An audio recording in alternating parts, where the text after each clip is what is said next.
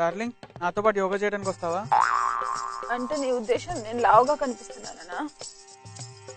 అది కాదే, యోగా ఆరోగ్యానికి మంచిదని. ఆహా, నేను రోగిష్టాన్లా కనిపిస్తున్నానా? కాదే, పోనీలే, నీకు నిద్ర వస్తుంటే పడుకో. అంటే ఇప్పుడు నేను బద్దకస్త్రాలనేగా? బాబోయ్, నువ్వు నన్ను అపార్థం చేసుకుంటున్నావే. ఓహో, అంటే నేను నిన్ను అర్థం చేసుకోలేదన్నమాట. ఆ మాట నేనెప్పుడు అన్నానే? ఓ, నేను అబద్ధం చెప్తున్నా మరి. నాయనో, పొద్దున్నే ఏంటి ఈ రాద్ధాంతం? ఆహా, అంటే ఇప్పుడు గొడవలు పెట్టుకున్న దాన్ని కూడా నేనే. ఆల్ రైట్, నేను కూడా యోగాకి వెళ్ళట్లేదు. హ, అసలు నీకు వెళ్ళాలని ఉంటేగా, ఏదో నన్ను బ్లేమ్ చేయడానికి కాకపోతే. దేవుడా, సరే నువ్వు పడుకో, నేను ఒక్కడనే వెళ్తాలే యోగాకి, ఓకేనా?